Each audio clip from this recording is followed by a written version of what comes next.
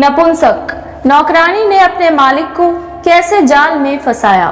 अजीत को जिस तरह एक साजिश तहत ठगा गया, उससे वो परेशान तो थे ही, साथ में उन्हें क्रोध भी बहुत आया था। गुस्से से उनका पूरा बदन कांप रहा था। कंपकपी को छिपाने के लिए उन्होंने दोनों हाथों की मुट्ठियां भींच ली, लेकिन बढ़ी हुई धड़कनों पर वो काबू नहीं कर पा रहे थे। उन्हें डर था कि अगर किचन में काम कर रही पत्नी सीमा आ गई तो उनको परेशान देखकर कहीं पूछ न दे कि आप इतने परेशान क्यों हैं। एक बार उनके दिमाग में आया कि क्यों ना हम इसकी रिपोर्ट कर दें, लेकिन अगले ही पल वो रुक गए। तुरंत ही उनकी समझ में आ गया कि गलती तो उनकी भी थी। वो जानते थे कि अगर सच्चाई खुल गई तो वो समाज में मुंह दिखाने लायक नहीं रहेंगे। हमेशा शांत एवं गंभीर रहने वाले अजीत बहुत परेशान और बेचैन थे। इतना परेशान या बेचैन वो तब नहीं हुए थे जब उन्हें साजिश के तहत ठगा गया था। फिर भी वो यही दिखाने का प्रयास कर रहे थे कि वो बिल्कुल भी परेशान या विचलित नहीं हैं। अजीत की समाज में बहुत इज्जत थी। शहर में उनका रेडीमेड कपड़ों का बहुत बड़ा कारोबार था। व्यापार संघ के अध्यक्ष होने के नाते व्यापारियों में उनका बहुत सम्मान था। उनके मन में कोई भी गलत काम करने का विचार तक नहीं आया था। उनके पास दौलत और शोहरत दोनों थी। उनकी तरक्की से कई लोग जलते थे। इतना सब कुछ होते हुए भी उन्हें हमेशा इसी बात की चिंता सताए रहती थी कि शादी के इतने साल बीत जाने के बाद भी वो पिता नहीं बन सके थे। उनकी पत्नी की गोद अभी तक सूनी थी। अजीत और सीमा हंसी खुशी से दिन काट रहे थे। जब उनकी शादी हुई थी तो सीमा की सुंदरता को देखकर उनके मित्र यही कह उठे थे कि भाई आप तो बड़े भाग्यशाली हो जो इतनी सुंदर भाभी मिली है। शादी के 15 वर्ष बीत जाने के बावजूद भी उनकी सुंदरता और निखार में कोई कमी नहीं आई थी। पिछले 8-10 सालों से अजीत के यहाँ रेनू नाम की लड़की काम करती थी। जब वो 10 साल की थी तभी से रेनू उनके यहाँ काम कर रही थी। वो काम भी जल्दी और साफ सुथरा करती थी, इसलिए पति पत्नी दोनों उससे बहुत खुश रहते थे। अपने काम और बात व्यवहार से वो दोनों की लाडली बनी हुई थी। घर में कोई बाल बच्चा नहीं था, इसलिए पति पत्नी उसे बच्चे की तरह प्यार करते थे। रेनू भी अपनी मालकिन को कोई काम नहीं करने देती थी। हालांकि रेनू घर की सदस्य नहीं थी, फिर भी अपने काम की वजह से घर के सदस्य जैसी हो गई थी। जब उसकी शादी हुई तो सीमा पर तो कोई फर्क नहीं पड़ा, लेकिन अजीत एकदम पूरी तरह से बदल गए थे। रेनू की शादी अजीत के लिए किसी कड़वे घूंट से कम नहीं थी। उसकी शादी को 3 साल हो चुके थे। इन 3 सालों में अजीत के जीवन में कितना बदलाव आ गया था। शादी के इतने साल बीत जाने पर भी गोद सूनी होने की वजह से सीमा काफी हताश और निराश रहने लगी थी। वो हर वक्त खुद को कोसती रहती थी, किसी तरह उसकी गोद भर जाए। इसके लिए उसने तमाम प्रयास किए थे। शादी के 5 सालों बाद ही दोनों को लगा कि अब उन्हें बच्चे के लिए प्रयास करना चाहिए। इसके बाद उन्होंने प्रेगनेंसी रोकने के उपाय बंद कर दिए। बच्चे के लिए उन्हें जो करना चाहिए था किया। दोनों को पूरा विश्वास था कि उनका प्रयास सफल होगा। उन्हें अपने बारे में जरा भी शंका नहीं थी, क्योंकि दोनों ही नॉर्मल और स्वस्थ थे। आशा और निराशा के बीच कोशिशें चलती रहीं। अजीत सीमा को भरोसा देते कि जो होना होगा वही होगा। उन्होंने डॉक्टरों से भी सलाह ली और तमाम अन्य उपाय भी किए। पति समझता कि चिंता मत करो, हम दोनों आराम से रहेंगे, लेकिन पति के जाते ही अकेली सीमा हताश और निराश हो जाती थी। अजीत का पूरा दिन तो कारोबार में बीत जाता था, लेकिन वो अपना दिन कैसे बिताती। सारे प्रयासों को असफल होते देख डॉक्टर ने अजीत से अपनी जांच कराने को कहा। अभी तक अजीत ने अपनी जांच कराने की जरूरत महसूस नहीं की थी। वो दवाएं भी कम ही खाते थे। अजीत ऊपर से भले ही निश्चिंत लगते थे, लेकिन संतान के लिए वो भी परेशान रहते थे। चिंता की वजह से अजीत का किसी काम में मन भी नहीं लगता था। चिंता में वो शारीरिक रूप से भी कमजोर होते जा रहे थे। काम करते हुए उन्हें थकान होने लगी थी। खुद पर से विश्वास भी उठ सा गया था। शांत और धीर गंभीर रहने वाले अजीत अब चिड़चिड़े हो गए थे। बात बात पर उन्हें गुस्सा आने लगा था। घर में तो वो किसी तरह खुद पर काबू रखते थे, पर शोरूम पर वो कर्मचारियों से ही नहीं ग्राहकों से भी उलझ जाते थे। घर में भी सीमा से तो वो कुछ नहीं कहते थे, पर जरा सी भी गलती पर नौकरानी रेनू पर खींच उठते थे। रेनू भी अब जवान हो चुकी थी, इसलिए उनके खींचने पर सीमा उन्हें समझाती, पराई लड़की है, अब जवान भी हो गई है, उस पर इस तरह गुस्सा करना ठीक नहीं है। तुमने ही इसे सर चढ़ा रखा है, इसीलिए इसके जो मन में आता है वो करती है, अजीत कह देते। जबकि रेणु पर इन सब का कोई असर नहीं पड़ता था। वो उनके यहाँ इस तरह रहती और मस्ती से काम करती थी जैसे उसी का घर है। सीमा भले ही रेणु का पक्ष लेती थी, लेकिन वो भी महसूस कर रही थी कि अब वो काफी बदल गई है। कभी किसी चीज को हाथ ना लगाने वाली रेणु कितनी ही बार अजीत की जेब से पैसे निकाल चुकी थी।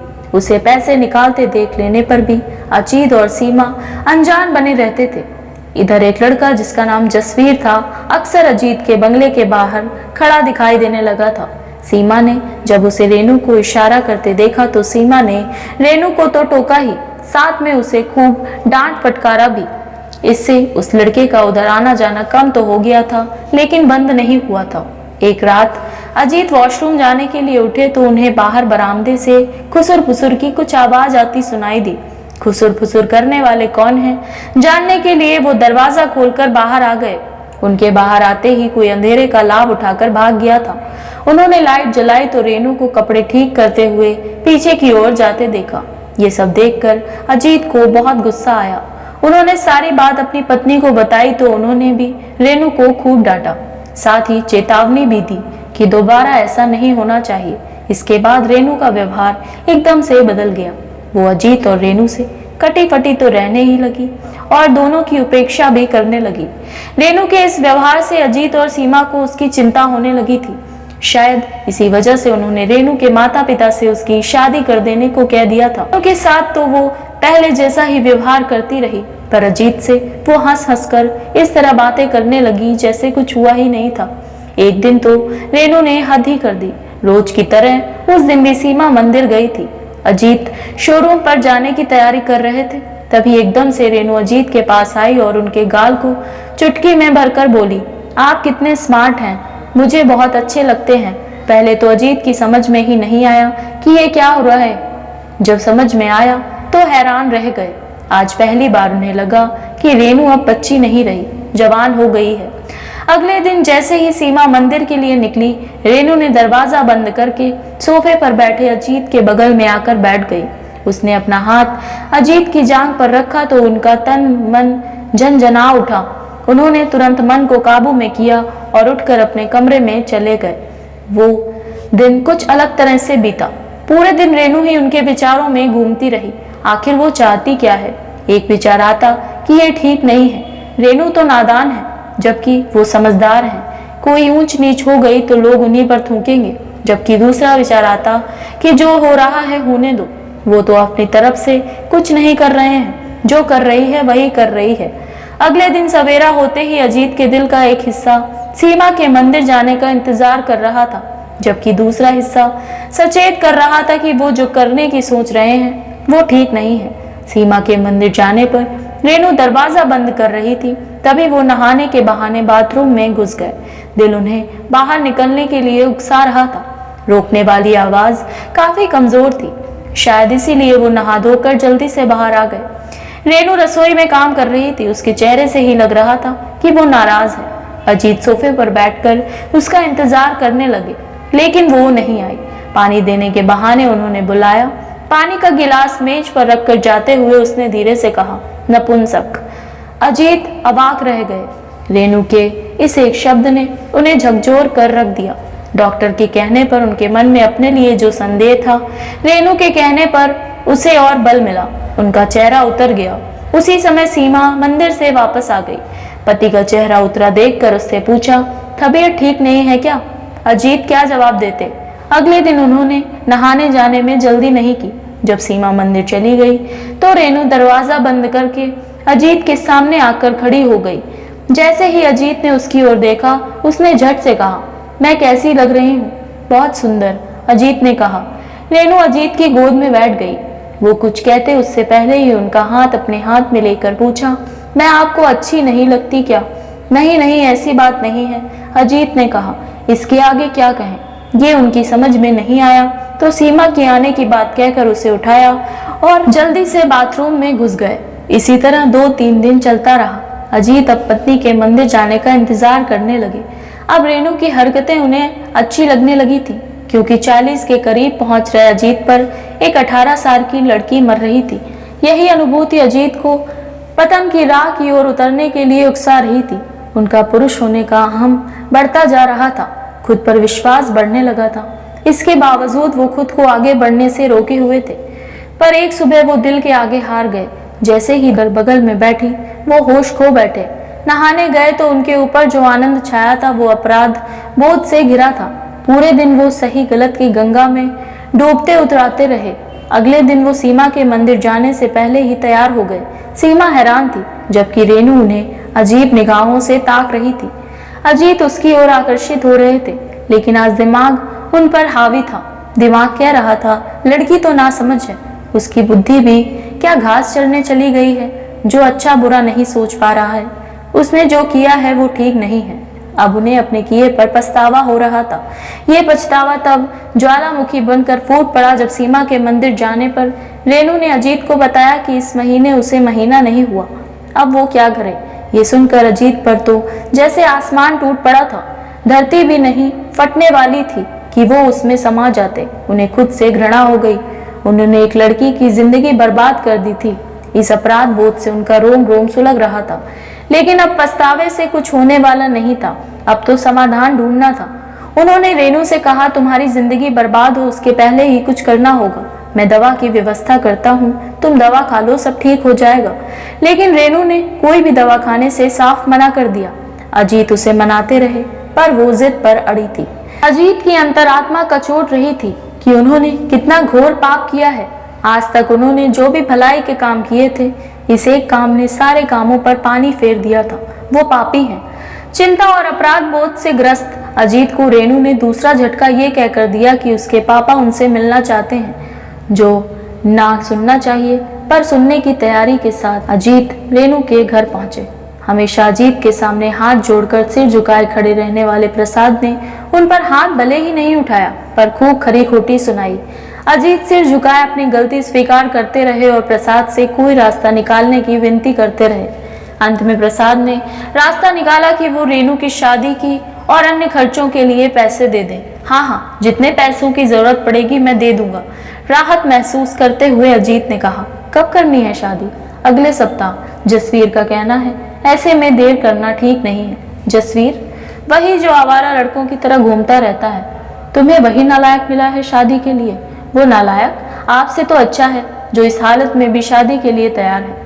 जसवीर का नाम सुनकर अजीत हैरान थे, लेकिन वो कुछ कहने या करने की स्थिति में नहीं थे। रेनू की शादी और अन्य खर्च के लिए अजीत को 10 लाख रुपए देने पड़े। इसके अलावा उपहार के रूप में कुछ गहने भी।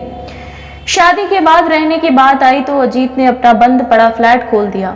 ऐसा उन्होंने खुशी खुशी नहीं किया था, बल्कि ये काम दबाव डालकर करवाया गया था। इज्जत बचाने के लिए वह प्रसाद के हाथों का खिलौना बने हुए थे। फ्लैट के लिए सीमा ने ऐतराज किया तो उन्होंने ये कहकर चुप करा दिया कि रेनू अपने ही घर पली बड़ी है, शादी के बाद कुछ दिन सुकून से रह सके, इसलिए हमें इतना तो करना ही चाहिए। रेनू की शादी के 6 महीने ही बीते थे कि सीमा ने अजीत को बताया कि रेनू को बेटा हुआ है। अजीत मन ही मन गिनती करते रहे, पर वो हिसाब नहीं लगा सके। सीमा ने कहा, हमें रेनू का बच्चा देखने जाना चाहिए। सीमा के कहने पर अजीत मना नहीं कर सके।